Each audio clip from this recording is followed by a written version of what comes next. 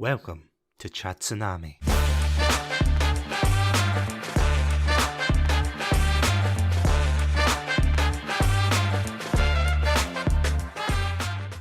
Hello everybody and welcome to a special episode of Satsunami. My name is Satsunami and being very direct with me tonight is none other than the one and only Craigy C. Craigy C, welcome back. Thank you very much. I'm happy to be here. You stole the best pun in it. It's really difficult to get like a Nintendo one out, so just keep rolling. Let's do this. What are we talking about today? I thought you were just going to say I'm suing you and then be on track for a Nintendo joke there. Gotta catch them all and all that. Anyway, so yeah, today we are going to be doing something quite a bit different. As many of you know, listening to this, it is the 21st of June 2023 and Nintendo have just dropped their Nintendo Direct, which I have to say, see, for the most part, before we dive into it, it was actually not too bad this time, was it? Yeah, there's quite a lot there. Something for everyone. Except for you. Well, yeah, I didn't get much out of that. Yeah, for those of you who don't know, I think you were waiting for Silk Song. I was waiting for Silk Song, as I have been at every direct, as half the comments seem to be on the live feed is just people spamming. It's great. I actually played a demo of Silk Song. Does that exist? Well, not anymore. It was like an exclusive to that video games conference I went to, EGX. It was exclusive to that. And I played that in 2019. I was under the assumption it was like, okay, this game's out in the next 6 months, and how naive I was. So is this the creepypasta you're working on? I'm beginning to think that it's just me. I just made it up. Everyone else is just in on the joke now. It's just like something I made up. So what you're saying is it's your Truman Show. Yeah. Speaking of Truman Show and the wonders of the internet, let's dive into what we saw today. There was a lot of good, a lot of bad, a lot of kind of interesting. There wasn't really anything too groundbreaking, I would say, bar one or two, but see, without any further ado, will we just dive into what we saw today? Let's go. So, first of all, see what you did there. First of all, yeah, we had our very first peek, or rather, a longer peek at the new Pokemon DLC, which I have to admit utterly confuses me because Nintendo, or rather Game Freak and the Pokemon Company, they have been doing this thing where they're focusing on other parts of the world for different regions. Like, I think that started in Generation 5, where it was like set in kind of America. The one before this one was set in Britain. This one's set in Spain. And then I feel as if Game Freak said, sack it, let's just bring it back to Japan for this festival. Yeah, it's an odd one. It's not like Spain has any famous festivals. You know, they have none, really, that I can think of. I can't think of 10 famous Spanish festivals off the top of my head. So what you're saying is you want a Pokemon DLC where you just throw tomatoes at each other? Honestly, kinda. Yeah, I would play that. Like Pokemon Snap, but with tomatoes? Oh, that would be amazing. Right? Well, you could have the Miltanks running through the street and the Toros. I mean, you know, yeah, as you said, yeah, it seems quite strange in that way because there's two DLCs coming out. There's the teal mask, I think, and the other one's like the indigo something, or I'm probably going to get those wrong. But, you know, there's one set in a festival, like a Japanese themed festival, and there's one set in, this island that I said to you at the time looked like the My Hero Academia island from that first movie. It was a great call because it's even shaped the same. It is. I popped off when you mentioned it. I was like, yeah, that is so close. I genuinely thought All Might was going to pop out and just punch the protagonist. But something you were saying as well is, I mean, I've not played this version personally, but it was all quite flat looking, wasn't it? Yeah, I think this generation of Pokemon, I'm not into the visuals of it at all. I'm going to mention visuals a couple of times in this episode, but I know, obviously I'm going to get out here, I know games don't have to have good graphics, etc., but like they need to be at least exciting and sort of interesting. I feel like the Pokemon ones are just so bland, and that this one was especially jarring. I think all the indoor stuff in that university base, whatever it was very, very flat looking. I mean, I know people, and by extension Pokemon fans, are very critical of the games. They say, oh, that particular polygon isn't up to scratch and blah, blah, blah, but I feel as if more and more they're getting justified for their complaints, especially for this generation. It's just as filled with bugs. The the graphics aren't great, and I wouldn't pick on it as much if not for the fact that it is Pokemon. It's like the biggest selling multimedia franchise in the world, so no, there's no excuses. And again, if you're going to enjoy this, then good on you. But I don't know, it just seems like a kind of middling, more information kind of thing with the direct. Yeah, and I don't really know where the DLC's adding to the game and stuff, so I'm not really into them because I haven't played them. So I'm sure for the people that have already got them, they'll be chuffed to bits. So moving on to the next game we got Sonic Superstars, which I have to say, this is the heretical opinion of the night, but I am not a massive fan, I have to say, of the 2D Sonic trends that kept going around. They kept implementing 2D Sonic in games and everything, and oh look, Sonic Mania, Sonic Origins, oh wow, look, the past. But I don't know, this one looks like a lot of fun, doesn't it? So I'm not a big Sonic kid, and I was kind of like, oh, this looks alright. And then they showed off the 4-player co-op, and that was just so funny to me that I think that's going to be wild. What I dreamt Sonic Heroes was going to be when I was 10. Like, I think that'll be absolute chaos, especially if it's like the Super Mario Brothers Wii U one, where it's like everyone can hit each other as well. Like, that four-person co-op has a lot of potential to be funny. It is honestly going to be such a laugh. I'm surprised that there wasn't more Sonic-based content, because there was an announcement recently that they're bringing out Sonic Frontiers, the new game. They're bringing out DLC for that. But there was, like, as far as I remember, there wasn't really much mention on the direct for that. No, I don't think there was anything. I wondered if, though, does Sega do their own kind of thing for that now? I think they've got an announcement in 2 days for Sonic's birthday. Oh, there you go. So, yeah, it'll probably be covered in that. But yeah, no, I feel as if it was like the sweet spot for showing off enough of the game rather than doing what they did for Tears of the Kingdom, where they just kind of showed you him walking around and it was like, wow, look, it's Link. And speaking of Zelda clone, no, I'm only kidding. Now, the next game that we've got is Palia, which is, I think that was just like a living sim. So, yeah, it looked pretty fun. It depends on how the content's spaced out, but I actually quite like the idea of if you genuinely can just ignore all the adventures and live in a village. I think that's really funny. Just becoming like a blacksmith or something would be a really funny concept for a game while everyone else is off doing stuff. Yeah, it definitely looked like a really comfy game. The only minor issue, and it's something that you pointed out when it got brought up, was the fact that it's going to be free to play. Yeah, that always gives me the fear. But you do get games like Genshin Impact. That's like one that's free to play, isn't it? But that's got a lot of content for free to play. So yeah, there's always a little alarm bell goes off when I hear that. But at the same time, it could be good. I think that's going to be one that we'll wait and see. I just can't wait for like the loot boxes for it. It was like fishing rod, fishing rod, fishing rod. Yes, I got the golden fishing rod. What can you do with that? Catch a bigger fish. Okay. Yes. And speaking of a bigger fish, we've got the next game, Persona 5 Tactica, which, yeah, actually looks like a lot of fun. Yeah, this is probably my most hyped one of the show. I'm a big Persona 5 fan. I'm also a massive Final Fantasy Tactics fan. So this will probably be like a day one buy for me. That's not true. This will be a day two buy for me because I don't buy games on the first day.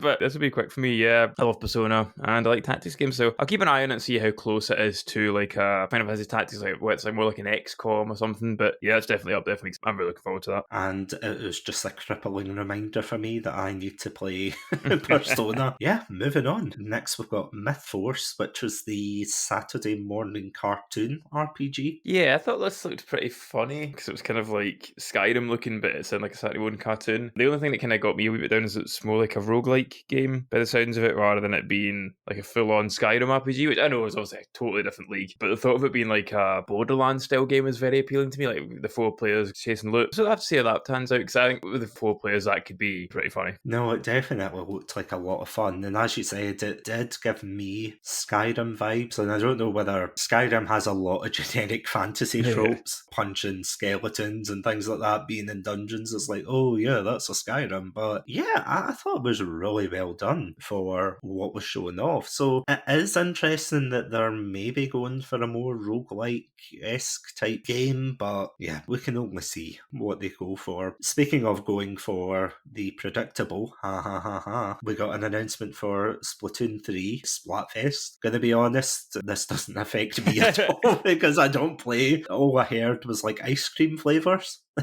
Splatoon's one of those games that I know I should play. You know what I mean? It looks like it would be really appealing to me. I like bright colours. I'm a simple gamer. But it looks like it's really appealing. Like, there's quite like the puzzle element to it and all that. I think it's really cool. But yeah, it's not on my radar, really. I don't know. It's just the thought of virtually beating down all these poor children online.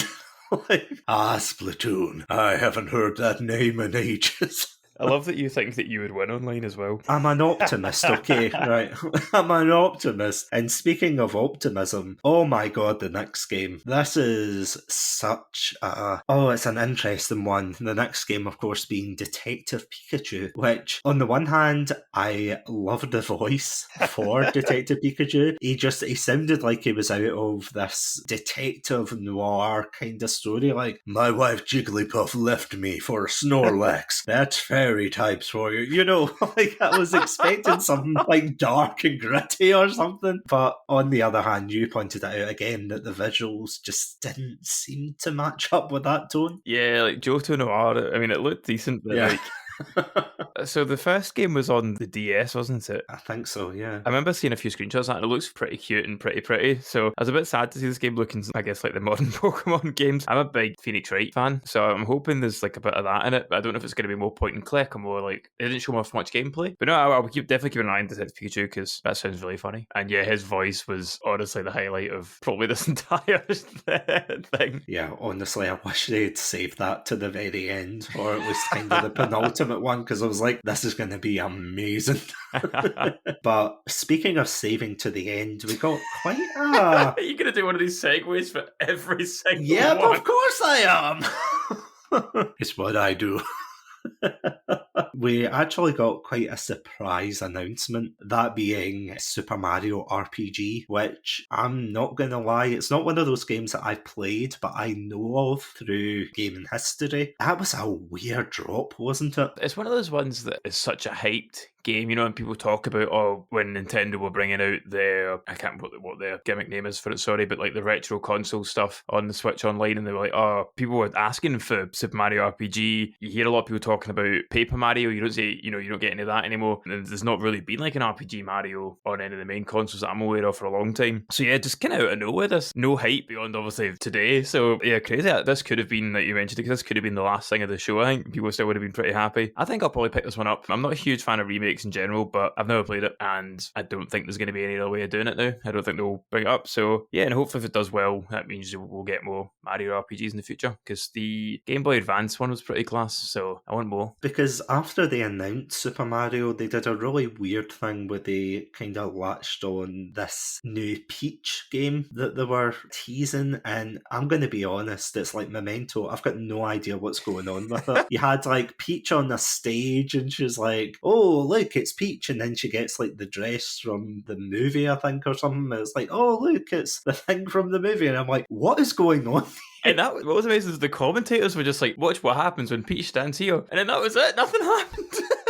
Yeah, it's like going to a show and it's like, look what happens when they move. Oh my god, they're in another place. You're like, really?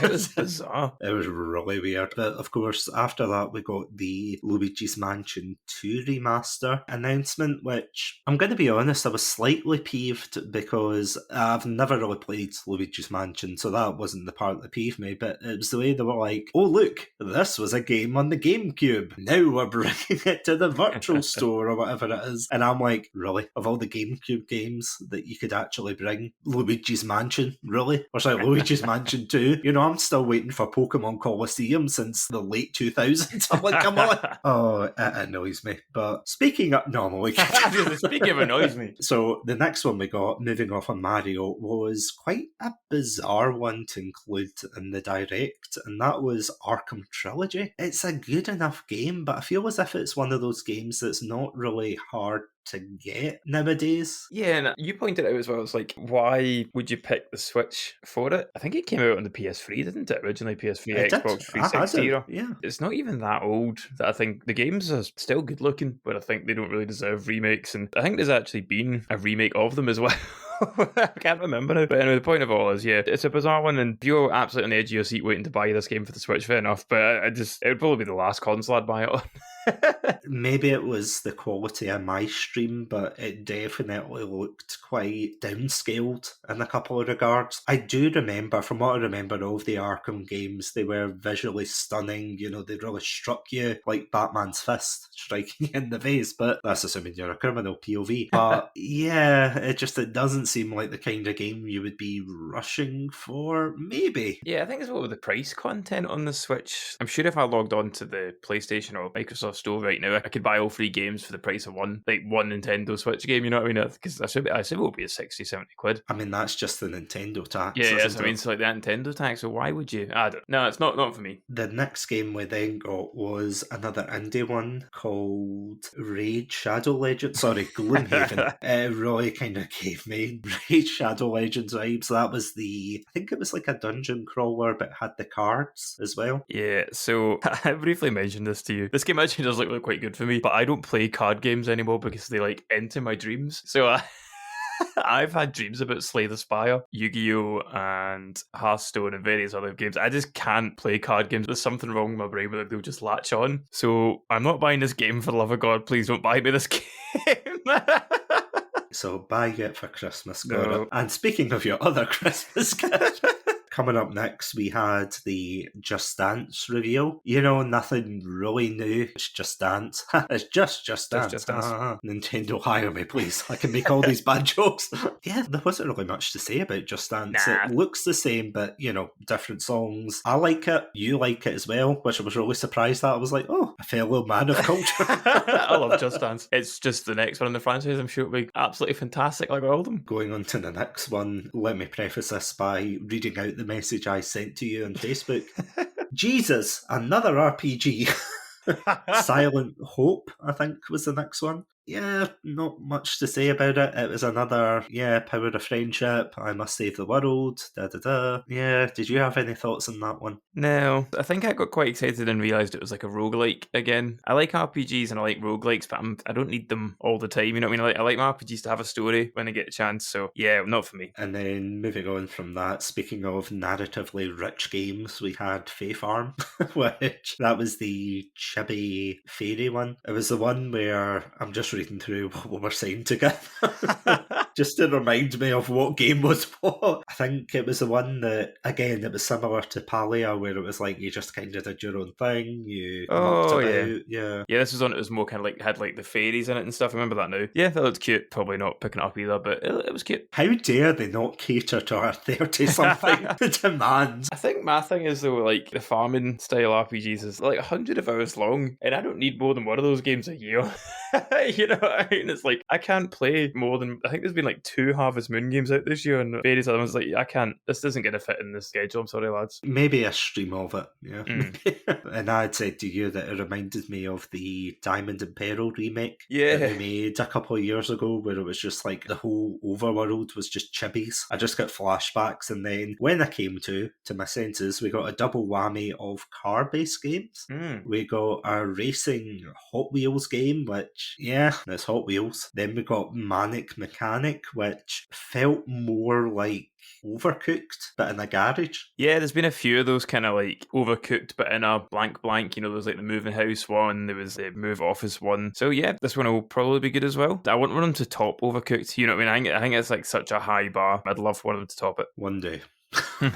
So for the next one, we had the DLC announcement for Mario Rabbids 2. I've not really played much of this, but I can't look at this game because every time I look at it, I think of XCOM, and when I think of XCOM, I think of you, Craigy C. So how lovely, thank you.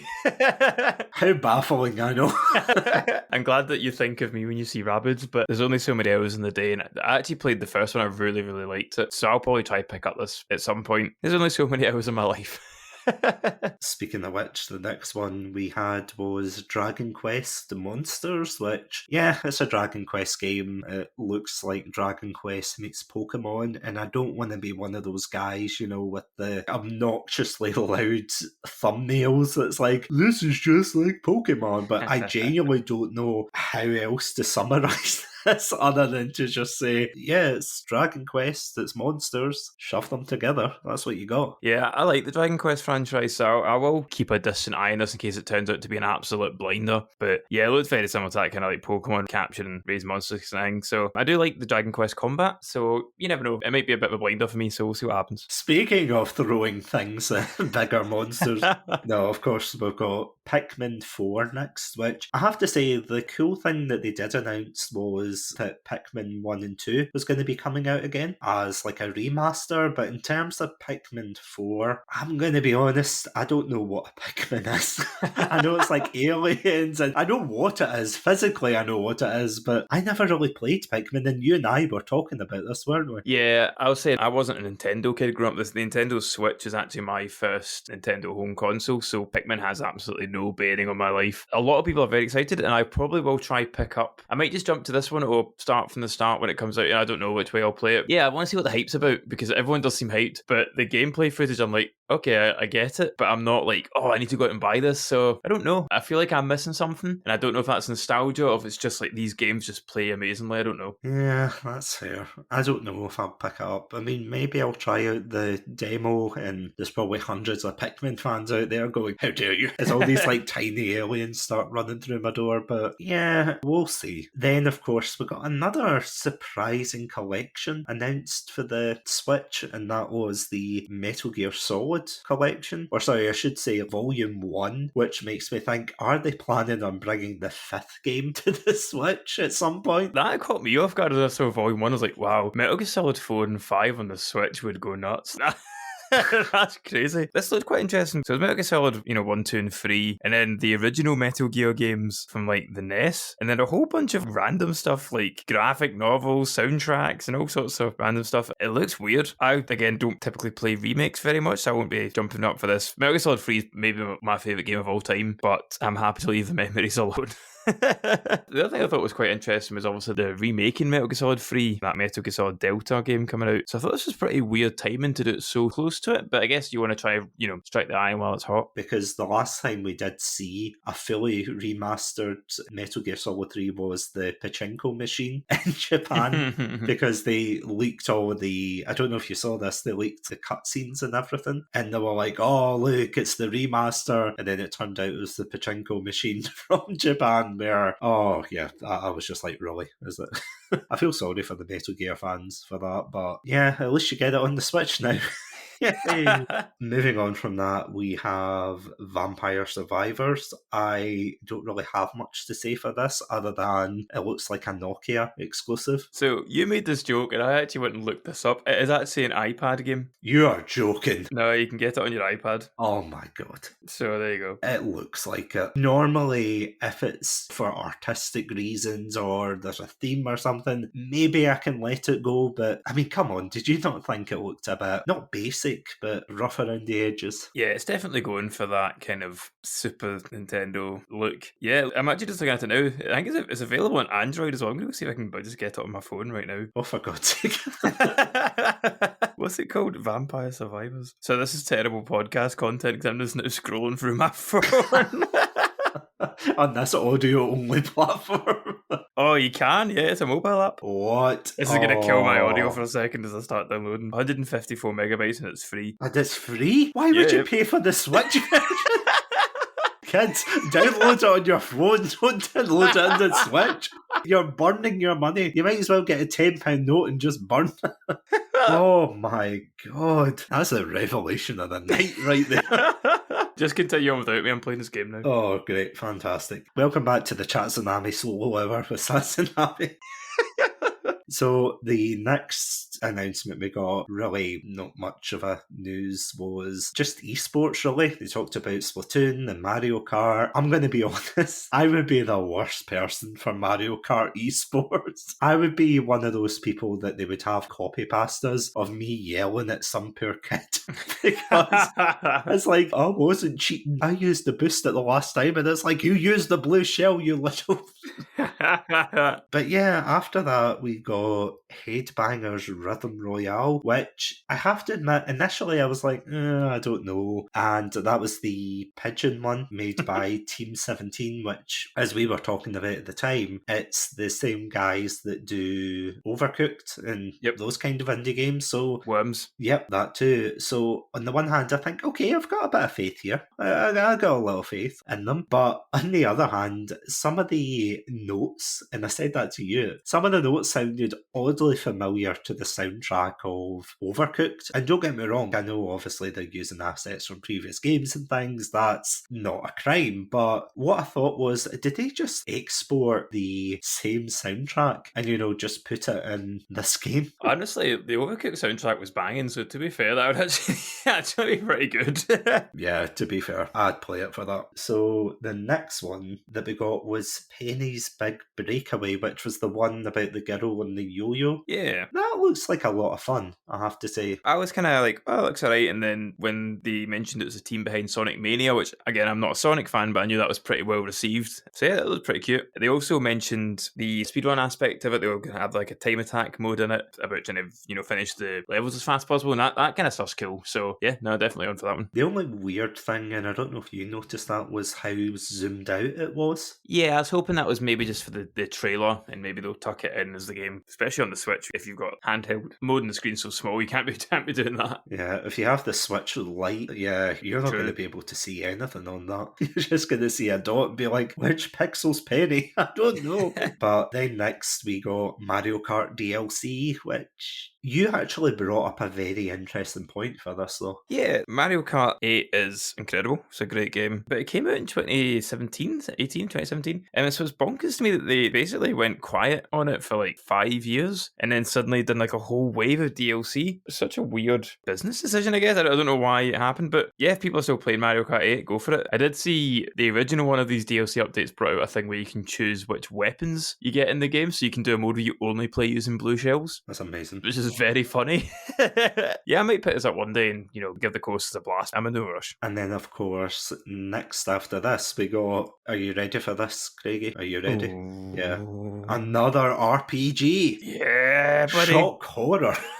Yeah, we got Star Ocean, which, I'm going to be honest, I don't know much about this one, but what I do know about it is I liked the art style of it. I liked the fact that it was like 3D models for the landscape and everything, but it was like 2D sprites for the actual characters. Yeah, that was really cute. I played one of the Star Ocean games, I think, on the PlayStation 2. It's pretty cool. It's like a sci-fi fantasy mix, but again, I don't really know much about this one and probably won't be picking this one up, I'm afraid. Same. I mean, I like the idea, and as I said to you, I would love to see a Pokemon game in this style, but yeah, I doubt we're getting either of those anytime soon.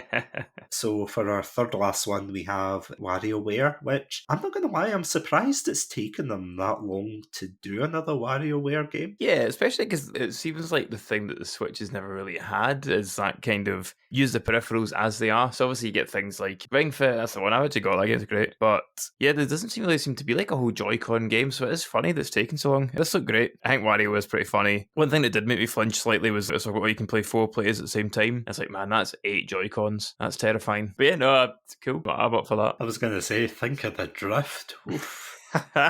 Yeah, this was the part of the show where I was joking to you saying, I bet you as a finale they're going to end on some Zelda stuff. Yes. And I swear to God I was joking, and then all of a sudden they were like, so many of you are enjoying Tears of the Kingdom. I was like, oh god damn it. But yeah, it was just more amiibos. Really nothing to say in that. It's like if you want a plastic model of Zelda, Link, or shirtless Ganon, I know which one of those 3 is going to be selling out awful soon. It's just me buying shirtless Ganon over and over again. Well, just a throw in a shirtless Ganon. Yeah, going on to the final announcement of this stream, we had Mario Wonder, which, yeah, we were talking about this again when we were watching it, but I feel as if Mario RPG probably would have been the better one to end on. Because I know technically Mario Wonder is the new game that they're releasing, but it seems like a weird one to end on. Obviously, it will sell well, and because the Mario games always do, so I guess that may be part of the hype. But yeah, 2D Marios don't feel the same anymore. I know they tried to make them launch like big games, but it's not like an Odyssey. A 3D Mario game would have been a whole new thing. This looked fun. It looked cute. But yeah, I'm not a big Mario 2D guy. I was kind of like, shame it wasn't Silk Song. Instead, you got a Mario elephant and you were just told, suck it up. Just what I always wanted. Maybe the power-up's called Silk Song, just to rub salt into the wound. Mario Silk Song. That would be a boot to the you-know-whats. I would just retire.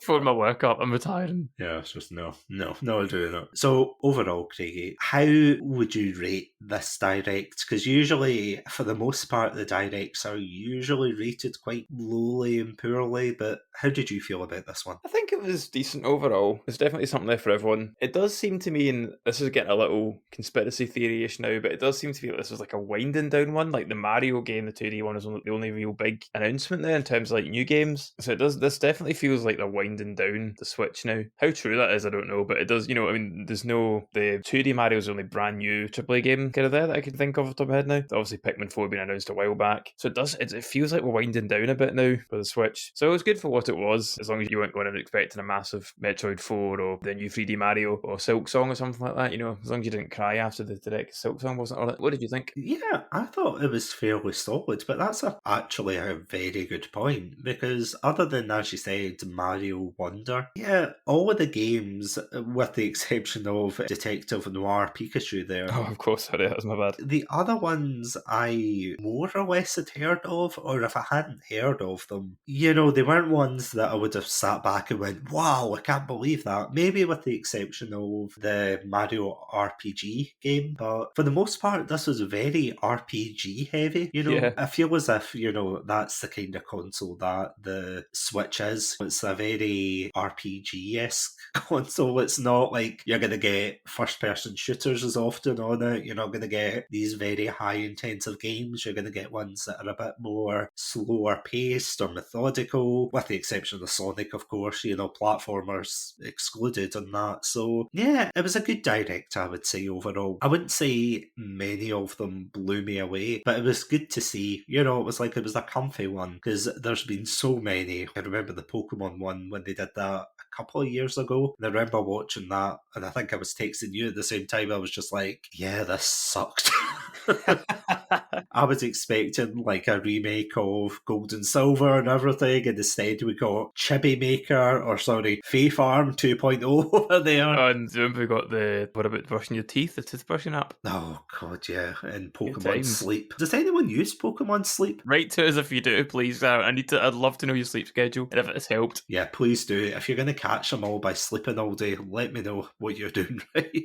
But yeah, on that note, Craigie C, thank you so much for coming on to discuss this. Thank you very much. I've had a great time. I enjoyed the direct. I'll chat to you soon. And yeah, if you want to listen to more of our episodes, then you can catch us on podpage.com/Chatsunami and all good podcast apps. Also, if you want exclusive content and early access to our ramblings, then you can catch us over on patreon.com/Chatsunami. I'd also like to just give a huge shout out to our Pandalorian patrons, Robotic Battle Toaster and Sonia. Thank you so much for supporting the channel. But until then, stay safe, stay awesome, and most importantly, for the love of God, download Vampire Survivors on your phone. Do not give them money for this. It's free, for God's sake. I'm playing it right now. For God's sake.